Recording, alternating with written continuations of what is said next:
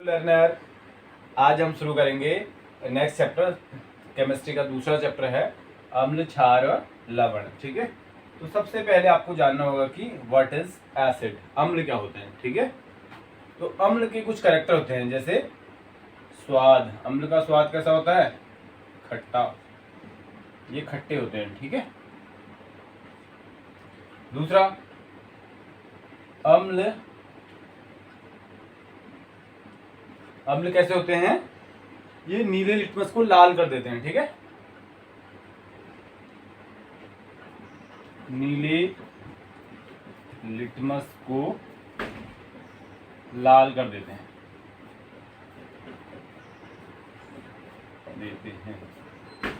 तीसरा, अम्ल जलीय विलयन में एच आयन देते हैं। ठीक है, अम्ल जलीय विलयन में एच आयन देते हैं, एच आयन देते हैं। एग्जाम्पल जैसे देख सकते हैं हम, जैसे HCl, H2SO4, CH3COH, acetic acid, इस तरह से।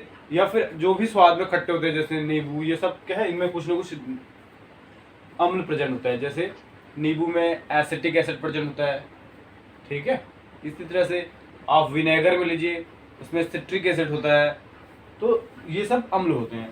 अब यहाँ पर मैंने जो लास्ट पॉइंट लिखा, वो लिखा अम्ल जलीय विलयन में H+ आयन देते हैं। इसका मतलब ये होता है कि मैंने यहाँ एग्जाम्पल दे रखे हैं, जब हम इनको जल में डालते हैं तो ये विघटित हो जाते हैं, टूट जाते हैं। देखो HCl किससे मिलकर बना है? अगर आप देखेंगे प्यार से तो देखिए ये H+ आयन और Cl आयन। जब भी कोई H आयन देता है तो इसका मतलब है वो एसिड है, और जितनी ज़्यादा H आयन देता है उतने ही ज़्यादा उसकी एसिडिक करेक्टर उतना ज़्यादा होता है। ठीक है, देखिए H2SO4 में क्या होता है, ये देखो सल्फेट आयन प्लस यहाँ कितने H आयन है? 2H ion. CH3COH जब टूटेगा तो ये ऐसे बन जाएगा, देखो CH3COO नेगेटिव आयन और H आयन्स। इसका मतलब देखो इन सभी में H आयन्स मिल रहा है।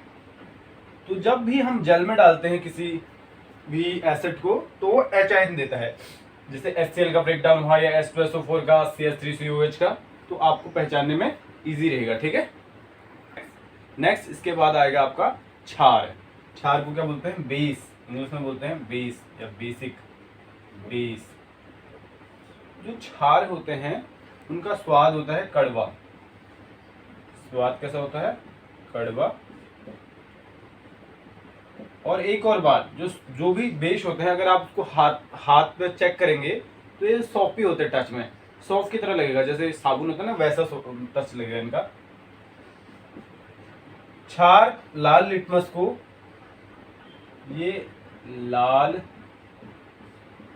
लिटमस को नीला कर देते हैं, लाल लिटमस को नीला कर देते हैं। कुछ बच्चे सोच होंगे कि लिटमस क्या होता है। लिटमस एक इंडिकेटर होता है। जैसे आपको एक सॉल्यूशन दे रखा है, मान लीजिए आपको एक बीकर में कोई सॉल्यूशन दे रखा है, आपको चेक करना है कि ये एसिडिक है या बेसिक है या अम्ल है या क्षार है। तो आप क्या करेंगे, लिटमस पेपर होता है, उस पेपर पे से डालेंगे। तो अगर लाल लिटमस पेपर है और अगर आप उस पर बेस डाल रहे हैं तो उसका कलर अगर चेंज होकर नीला हो गया तो वो बेस है। अगर लाल लिटमस पेपर है और उसमें आपने डाला उस सॉल्यूशन को और लाल लिटमस पेपर लाल ही रहा, तो इसका मतलब वो सॉल्यूशन कैसा था? एसिडिक था। ठीक है, थर्ड पॉइंट, ये जलीय विलयन में, जल में घुलने पर मतलब जलीय विलयन में OH आयन देते हैं। ठीक है, OH आयन देते हैं। उदाहरण के लिए आप ऐसे लिख सकते हैं, जैसे KOH, NaOH, इस तरह से। ठीक है, या NH4OH। अच्छा, आप बताइए कि क्या ये कोई क्षार है? नहीं, क्योंकि इसमें OH आयन है नहीं। देखो इसको तोड़ेंगे तो ये क्या बनेगा? Na और Cl। क्या ये कोई क्षार है HCl? नहीं। ये अगर इसको वाटर में डालते हैं तो डिजोल्व होता है H+ आयन और Cl आयन। H+ आयन किसमें मिलता है? एसिड में, तो ये एसिड है। इसमें देखो OH आयन भी नहीं मिल रहा है, H आयन भी नहीं मिल रहा है। तो जिसमें H आयन भी नहीं मिलता है, OH आयन भी नहीं मिलता है, वो कुछ अदर होते हैं, वो हो सकते हैं लवण हो, ठीक है, ये लवण है जैसे NaCl। तो KOH को जब हम जलीय विलयन में डालते हैं या NaOH को या किसी भी बेस को जलीय विलयन में डालते हैं तो OH आयन देता है, जैसे KOH। KOH का हम ब्रेक डाउन करेंगे तो देखो ये K+ और OH नेगेटिव आयंस में बढ़ जाएगा। इसको अगर हम इसका वाटर में अगर डिसॉल्व करेंगे तो ये बनेगा सोडियम आयंस और OH आयंस। या फिर यहाँ पर आप NH4OH को करेंगे तो ये NH4+ आयन, NH4+ आयन और OH नेगेटिव आयन। इस प्रकार से आप देख रहे होंगे कि जो भी क्षार है अगर हम उनको जलीय विलयन में डालते हैं तो OH आयन देते हैं। इसके बाद नेक्स्ट है सूचक या इंडिकेटर। आपने देखा होगा गाड़ियों में इंडिकेटर होता है जो बताता है कि किस साइड को गाड़ी मुड़ रही है ना। तो वैसे ही इंडिकेटर, केमिस्ट्री में जब हम इंडिकेटर का यूज करते हैं तो हम ये जांचने के लिए यूज करते हैं कि दिया गया जो सॉल्यूशन है वो एसिडिक है या बेसिक है। यानी कि जैसे ही हम उन इंडिकेटर्स पे एसिड या किसी भी सॉल्यूशन को डालते हैं तो वो अपने बिहेवियर में तो उनके उसमें कुछ चेंज आते हैं जिससे वो बताते हैं, जिससे हमें ये ज्ञान होता है कि दिया गया जो विलेन है वो एसिडिक है या बेसिक है। सूचक यहाँ डेफिनेशन मैंने लिखी है, ये बताते हैं कि दिया गया विलेन अम्लीय है या क्षारीय है। सूचक के प्रकार देखो, सूचक कितने प्रकार के होते हैं? कुछ सूचक प्राकृतिक होते हैं, प्राकृतिक सूचक। नेक्स्ट जो होते हैं वो होते हैं कृत्रिम सूचक। कृत्रिम सूचक, कुछ गंधीय सूचक भी होते हैं। ओके, तो सबसे पहले हम किसको पढ़ेंगे? प्राकृतिक सूचक को पढ़ेंगे। पहला है प्राकृतिक सूचक।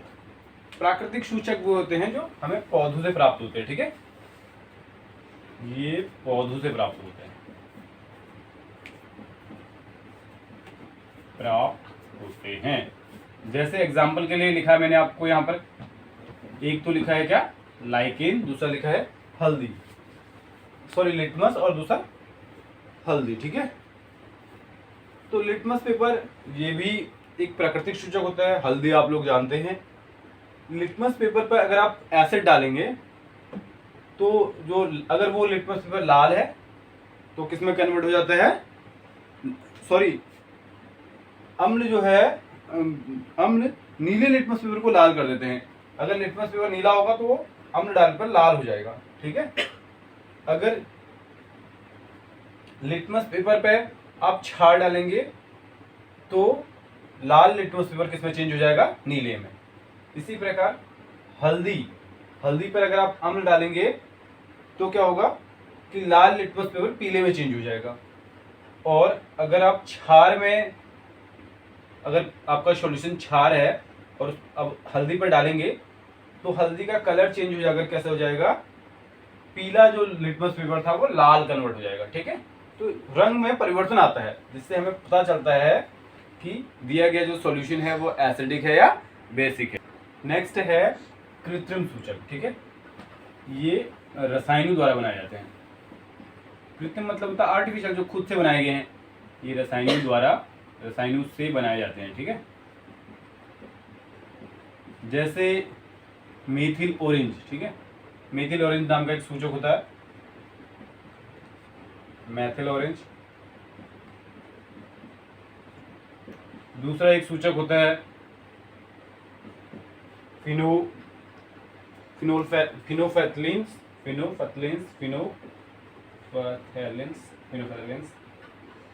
फिनोफथैलिन्स, ठीक है।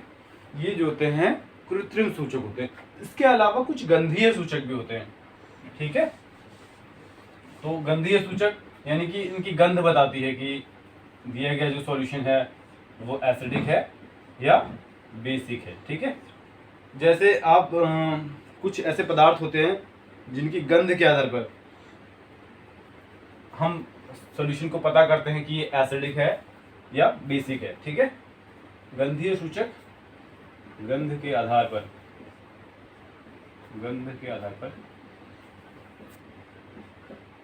विलयन का पता लगाते हैं। ठीक है, पता लगाना। जैसे आप देख सकते हैं क्या, प्याज का रस। ठीक है, प्याज का रस,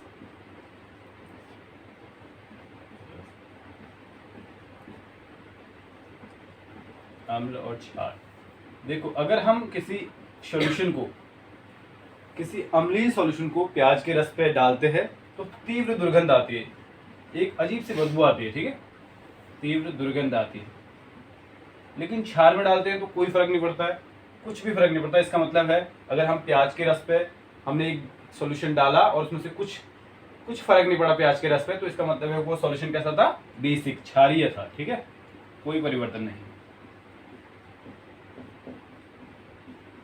कोई परिवर्तन नहीं। ठीक है, वैसे इसका एक एग्जाम्पल और हो सकता है, जैसे वेनिला, जानते हो ना, वेनिला आइसक्रीम होते हैं जैसे, तो वो वेनिला पे भी ऐसा ही सेम इफेक्ट होता है कि अगर आप वेनिला पे सॉल्यूशन को डाले हुए अगर वो सॉल्यूशन एसिडिक होगा तो तीव्र दुर्गंध आती है, एक अलग सी बदबू आती है, एक दुर्गंध आती है।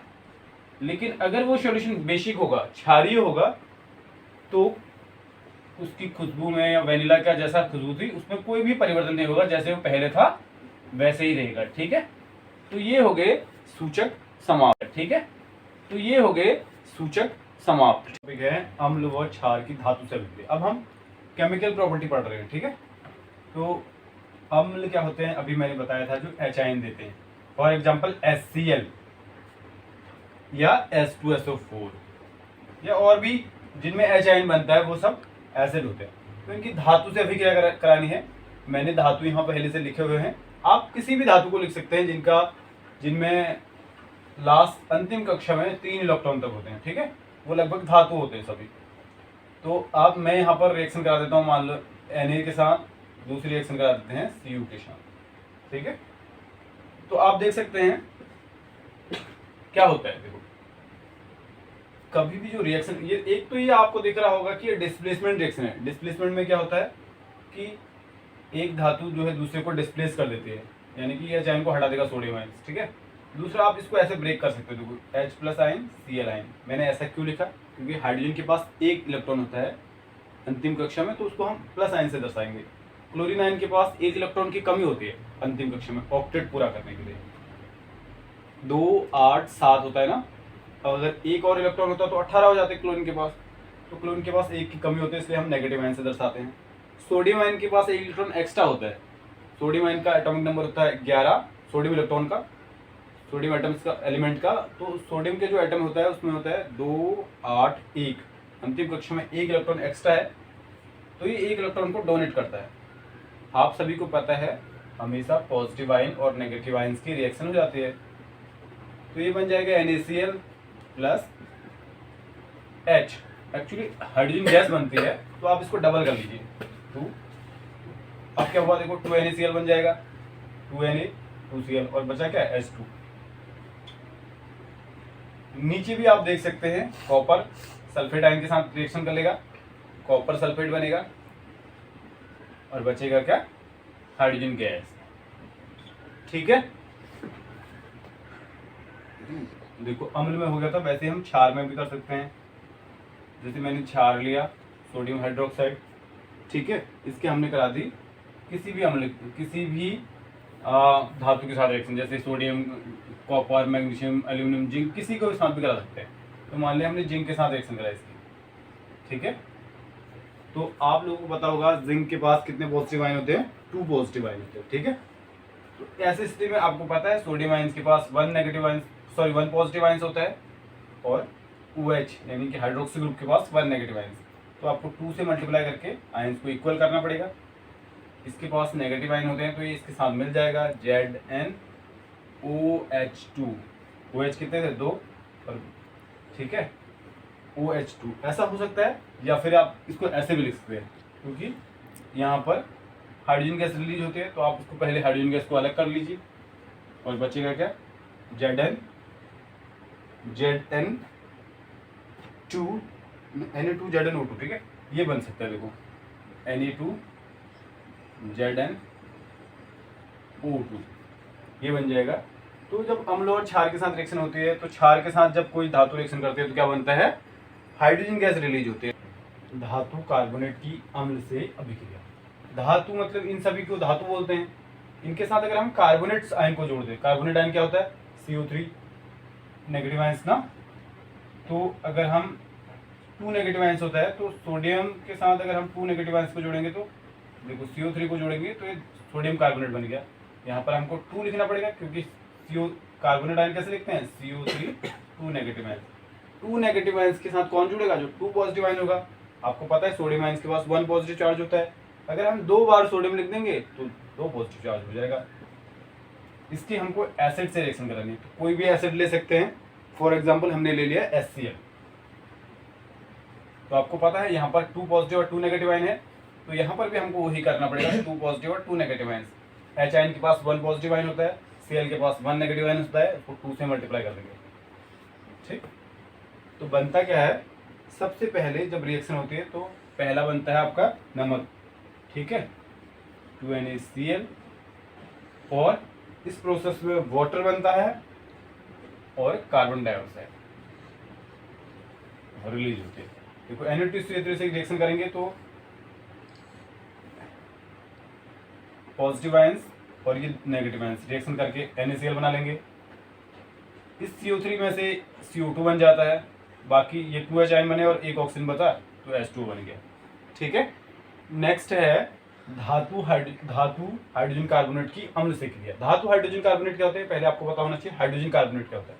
हाइड्रोजन कार्बोनेट को ऐसे लिखा जाता है SCO3 1 नेगेटिव चार्ज, आपने क्लास 9th में पढ़ा होगा। तो इसके साथ कोई धातु लगा देंगे, जैसे हमने सोडियम लगा दिया तो ये बन गया धातु हाइड्रोजन कार्बोनेट। देखो सोडियम के पास 1 पॉजिटिव चार्ज होता है और इनके पास 1 नेगेटिव चार्ज है, दोनों रिएक्शन कर सकते हैं ना। और इसकी रिएक्शन किससे करानी है, किसी भी एसिड के साथ करानी है, ठीक है। तो आपको सबसे पहले तो ये पता चल गया कि इन सभी में 1 चार्ज है। देखो इसके पास भी 1 चार्ज है, इसके पास भी 1 नेगेटिव चार्ज है, इसके पास 1 नेगेटिव, इसके पास 1 पॉजिटिव। तो 1 पॉजिटिव 1 नेगेटिव पहले रिएक्शन कर लेंगे तो NaCl बनेगा, ठीक है। दूसरा देखो इसमें ये H आयन तो 2 H है और एक ऑक्सीजन को अलग करेंगे तो H2O बन सकता है, और बचा क्या, कार्बन डाइऑक्साइड। तो सेम रिएक्शन होती है। अगर आप धातु कार्बोनेट की अम्ल से क्रिया कराते हैं या धातु हाइड्रोजन कार्बोनेट की अम्ल से क्रिया कराते हैं तो सेम प्रोडक्ट ही फॉर्मेशन होते हैं। नेक्स्ट है अम्ल व क्षार की आपस में अभिक्रिया। इस रिएक्शन को आप न्यूट्रलाइजेशन रिएक्शन भी बोलते हैं, न्यूट्रलाइजेशन रिएक्शन, ठीक है। न्यूट्रलाइज मतलब होता है एक दूसरे को न्यूट्रल करने का, या निर्जलीकरण रिएक्शन, ठीक है। इस अभिक्रिया को बोलते हैं निर्जलीकरण अभिक्रिया। निर्जलीकरण अभिक्रिया बराबर पूछा भी आता है कई बार, ओल्ड ईयर क्वेश्चन पेपर में आप देख सकते हैं। निर्जलीकरण अभिक्रिया किसे कहते हैं आएगा, तो आप लिखेंगे अम्ल व क्षार की आपस में अभिक्रिया से, जो अम्ल व क्षार की जब आपस में अभिक्रिया करते हैं तो उस अभिक्रिया को क्या कहते हैं, निर्जलीकरण अभिक्रिया कहते हैं। जैसे एक अम्ल लेते हैं जैसे HCl और एक क्षार ले लेते हैं NaOH। जब भी हम अम्ल और क्षार की अभिक्रिया कराते हैं तो हमें क्या मिलता है, कोई नमक मिलेगा, कोई भी लवण मिलेगा, ठीक है, NaCl और plus water molecule. Water molecule बाहर निकल जाता है इसलिए इसको निर्जलीकरण अभिक्रिया कहते हैं, ठीक है। तो क्वेश्चन आएगा कि निर्जलीकरण अभिक्रिया किसे कहते हैं, तो आप लिखेंगे वह अभिक्रिया जिसमें अम्ल और क्षार रिएक्शन करते हैं व लवण का निर्माण करते हैं। इस अभिक्रिया में वाटर यानी जल निर्मुक्त होता है, इसलिए इस अभिक्रिया को निर्जलीकरण अभिक्रिया कहते हैं।